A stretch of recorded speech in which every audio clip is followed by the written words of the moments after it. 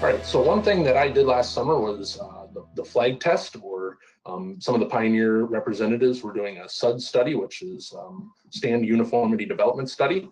So in this study, this was just down the road from my house in Dodgeville in a grower's field.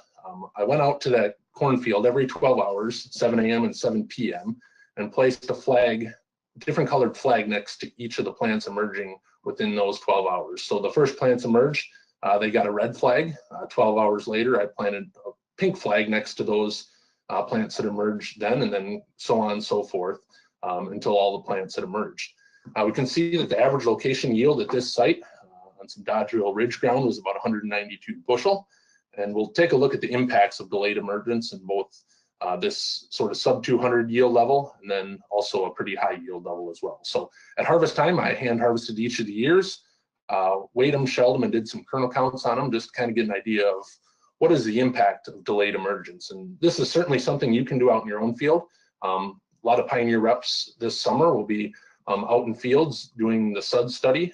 We won't be doing it every 12 hours, but we're just going to go out, put a flag or a stake or some sort of marker next to those plants that emerge significantly later than those first emerging plants, try to get an idea of what the yield drag is from delayed emergence. So this is what those two rows look like at the Dodgeville location. We can see those first emerging plants came out of the ground at about 105 growing degree units, which was pretty quick. Often the rule of thumb generally is it takes about 120 growing degree units to get the crop out of the ground. So we see really nice ear consistency. And then as we move on, here's the plants or the ears from those plants that emerged 12 hours later. A little bit more variation, but then really how do we avoid these ears down here? They still have about a similar number of kernel rows around the cob. Often there were still 16 kernel rows around, but they were significantly shorter than those first emerging plants. The first emerging plants were 32, 34, 35 kernel rows long. And when we got down here into emerging 36, 48 hours later, those plants were well under 30 kernel rows long, or the ears were rather.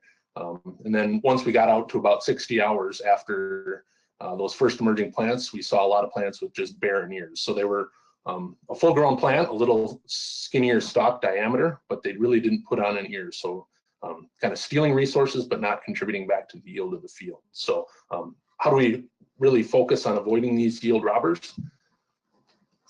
So take a quick look at the yield data on that site. So the red flags were those first plants coming out of the ground. Their average yield was 217 bushels. And then for every 12 hours we delayed emergence of those plants, we lost about 15 bushels to the acre just from delaying emergence. So if you think about that on a per day basis, so over the course of 24 hours, we're going to be losing about 30 bushels on those plants that emerge a day after those first ones. So something kind of neat there. In a high yield situation where we also ran this study, the average location yield was 243 bushels.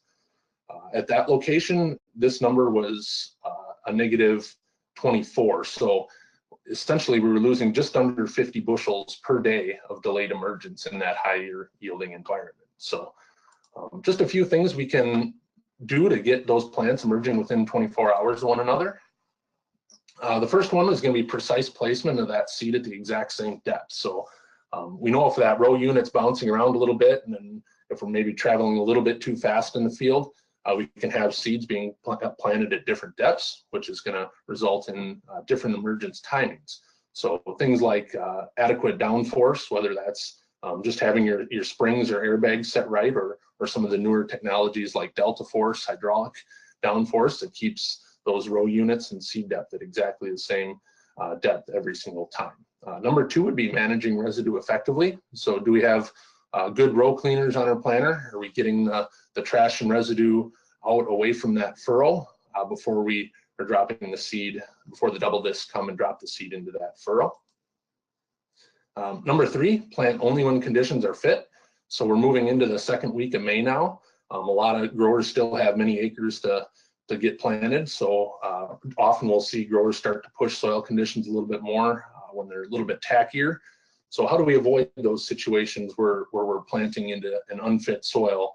And then what's that unfit soil, or if we have a little bit of sidewall compaction, what's that going to do to our overall uniformity in emergence? And then finally, hybrid selection and placement. This really gets more towards April or earlier planted corn. Some of the first corn may be in a no-till or high residue type situation. We need to think about those varieties that we've purchased that have really nice emergence characteristics and able to get out of the ground very uniformly in cooler soils with a little bit more residue. So just some things we can do there to get our corn plants emerging more timely. I would encourage you, if you have a field of corn in the ground, get out there in the next couple weeks and maybe do some of this emergence work yourself, kind of see what the impacts are on your farm. That concludes this Pioneer Growing Point Agronomy video podcast. Visit our page on pioneer.com and follow us on Twitter and Facebook at Pioneer for more agronomy insights.